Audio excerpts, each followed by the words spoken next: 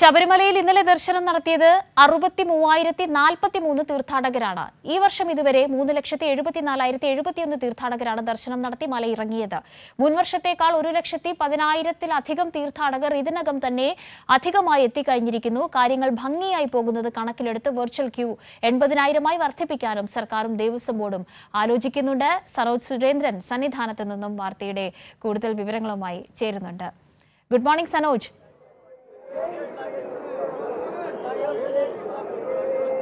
Good morning Kavya. ഈ virtual queue അടക്കമുള്ള കാര്യങ്ങളിലെ വിപുലീകരണം ഇത്രത്തോളം തുടക്കത്തിൽ തന്നെ മണ്ഡലകാലത്തിന്റെ തുടക്കത്തിൽ തന്നെ സർക്കാരിനും ദേവസ്വം ബോർഡിനും ആലോചിക്കാൻ കഴിഞ്ഞിട്ടുണ്ട് എങ്കിൽ അതൊരു വലിയ വിജയമായി തന്നെ നമുക്ക് പറയേണ്ടി വരും. തീർത്ഥാടനം പൂർണ്ണമായും സുഖദർശനം അവിടെ ലഭിക്കുന്നുണ്ട് തീർത്ഥാടകർക്ക് എന്നുള്ളത് അവർ തന്നെ നമ്മളോട് പലതവണ സംസാരിക്കുമ്പോൾ പറയുന്ന കാര്യമാണ്.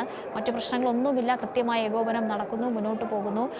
ഏറ്റവും അധികം തീർത്ഥാടക തിരക്ക് അനുഭവപ്പെടുന്ന ദിവസങ്ങൾ ഈ ഒരു ഘട്ടത്തിൽ മുന്നോട്ട് പോയിക്കൊണ്ടേയിരിക്കുന്നു.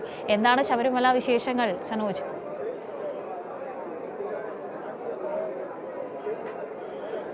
തീർച്ചയായിട്ടും കാവ്യ സൂചിപ്പിച്ചതുപോലെ തന്നെ ആദ്യഘട്ടത്തിൽ സർക്കാർ 70,000 വെർച്വൽ ക്യൂ ബുക്കിംഗായി നിജപ്പെടുത്തുകയും ഒപ്പം തന്നെ 10,000 പേർക്ക് സ്പോട്ട് ബുക്കിങ്ങും പിന്നെ കൂടുതൽ തീർത്ഥാടകർ എത്തിയാൽ വരുന്ന എല്ലാവർക്കും ദർശനം സാധ്യമാക്കുമെന്നുള്ള ഒരു നിർദ്ദേശം മുന്നോട്ട് വെച്ചപ്പോൾ എതിർപ്പുകൾ ആദ്യഘട്ടത്തിൽ ഉണ്ടായിരുന്നുവെങ്കിലും കാര്യങ്ങൾ ഭംഗിയായി പോകാൻ സർക്കാർ തീരുമാനം സഹായകരമായി എന്നുള്ളതാണ് ശബരിമലയിൽ നിന്നും നമുക്ക് നൽകാൻ കഴിയുന്ന ഏറ്റവും ഒടുവിലത്തെ വിവരം.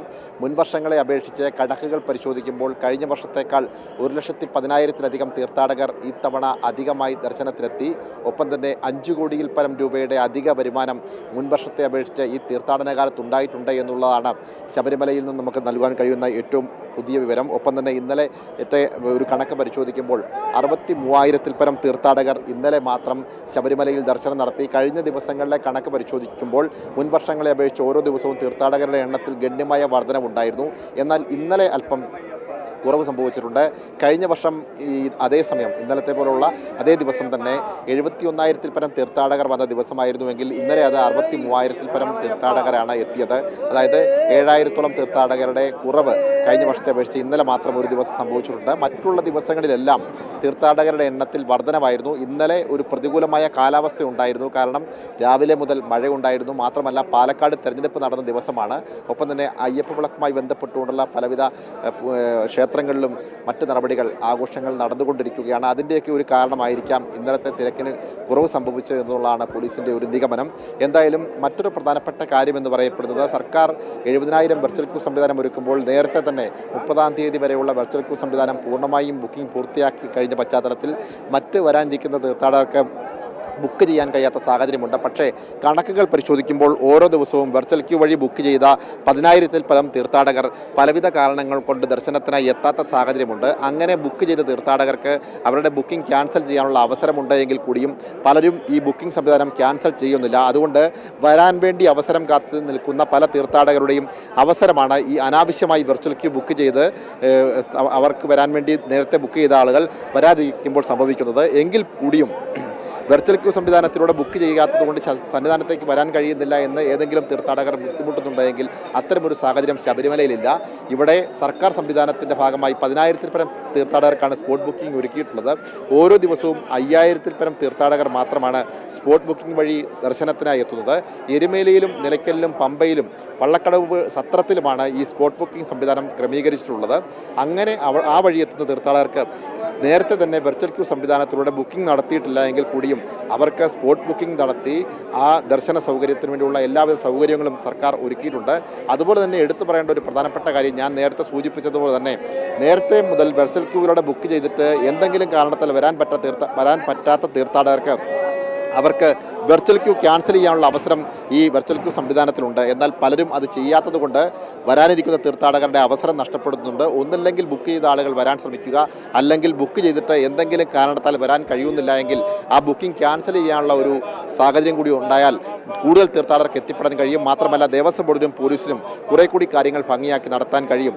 നമ്മൾ നേരത്തെ സൂചിപ്പിച്ചതുപോലെ തന്നെ കൃത്യമായ ഇടപെടലിൻ്റെ പശ്ചാത്തലത്തിൽ സർക്കാർ സംവിധാനങ്ങൾ ഉണർന്നു പ്രവർത്തിക്കുകയും ദേവസ്വം ബോർഡും പോലീസും എല്ലാം ഒരു എണ്ണയിട്ട യന്ത്രം പോലെ പ്രവർത്തിക്കുന്നതിൻ്റെ അടിസ്ഥാനത്തിൽ കാര്യങ്ങൾ യാതൊരു തരത്തിലുള്ള ബുദ്ധിമുട്ടുമില്ലാതെ തീർത്ഥാടകർക്ക് ഭംഗിയായി ദർശനം സാധ്യമാക്കുന്നുണ്ട് എന്നുള്ളതാണ് ഏറ്റവും പ്രധാനപ്പെട്ട കാര്യം. ഇപ്പോൾ നമ്മൾ നിൽക്കുന്നത് സന്നിധാനത്ത് ശ്രീകോവിലിന് സമീപമുള്ള ക്യൂ കോംപ്ലക്സിലാണ്. ഇവിടെ ഈ ഈ ഈ വഴിയിലൂടെ തീർത്ഥാടകർ ദർശനത്തിനായി കടന്നു വരുന്ന ഒരു രംഗമാണ് ഇപ്പോൾ നമുക്ക് കാണാൻ കഴിയുന്നത്. ഈ ക്യൂ കോംപ്ലക്സിൽ മാത്രമാണ് അല്പം തിരക്ക് അനുഭവപ്പെടുന്നത്. 18-ാം പടിയിലേക്ക് തീർത്ഥാടകർക്ക് വളരെ ഫ്രീ ആയി തന്നെ ദർശനത്തിന് വേണ്ടിയുള്ള ഒരു സൗകര്യമുണ്ട് എന്നുള്ളതാണ്. ഇപ്പോൾ തമിഴ്നാട്ടിൽ നിന്നും ആന്ധ്രയിൽ നിന്നും കേരളത്തിൽ നിന്നുമുള്ള തീർത്ഥാടകരാണ് അധികമായി എത്തുന്നത്. ഇപ്പോൾ തീർത്ഥാടകരോട് തന്നെ നമുക്ക് ചോദിക്കാം.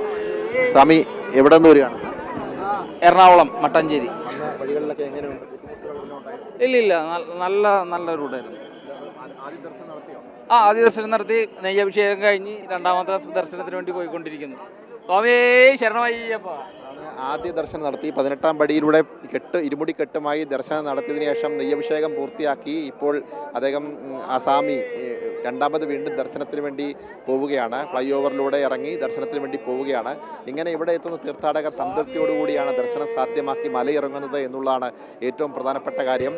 കാരണം മുന്നൊരുക്കങ്ങൾ നന്നായി പോയി. മന്ത്രി വി എൻ വാസവൻ ആദ്യഘട്ടത്തിൽ നേരിട്ട് കാര്യങ്ങൾ വിലയിരുത്താൻ വേണ്ടി ഇവിടെ എത്തിയിരുന്നു. അദ്ദേഹം പമ്പയിലും സന്നിധാനത്തും കാര്യങ്ങൾ നേരിട്ട് കണ്ട് മനസ്സിലാക്കി ബോധ്യപ്പെട്ടാണ് മടങ്ങിയത്. വീണ്ടും അദ്ദേഹം ഈ തീർത്ഥാടന കാലത്ത് മണ്ഡലപൂജയ്ക്ക് മുന്നോടിയായി സന്നിധാനത്തെ കാര്യങ്ങൾ സ്ഥിതിഗതികൾ മനസ്സിലാക്കാൻ വേണ്ടി എത്തുമെന്നുള്ളതാണ് അറിയാൻ കഴിയുന്നത്. ഒപ്പം തന്നെ ADGP ശ്രീജിത്തും കൃത്യമായി ഇടപെടൽ നടത്തുന്നുണ്ട്. ഇന്നലെ മുഖ്യമന്ത്രിയെ ശബരിമലയിലെ കാര്യങ്ങൾ അദ്ദേഹം കൃത്യമായി ധരിപ്പിച്ചു എന്നാണ് മനസ്സിലാക്കാൻ കഴിയുന്നത്. അങ്ങനെ കാര്യങ്ങൾ വളരെ സുഖകരമായി മുന്നോട്ട് പോവുകയാണ്. ഇതിൻ്റെ കൂടി പശ്ചാത്തലത്തിലാണ് വെർച്വൽ ക്യൂ സംവിധാനം ഒരുപക്ഷെ 80,000 വർദ്ധിപ്പിക്കേണ്ട കാര്യമുണ്ടോ എന്നുള്ളതിനെ സംബന്ധിച്ച് സർക്കാരും ദേവസ്വം ബോർഡും പോലീസുമൊക്കെ ഗൗരവമായി പരിഗണിച്ചുകൊണ്ടിരിക്കുന്നത്.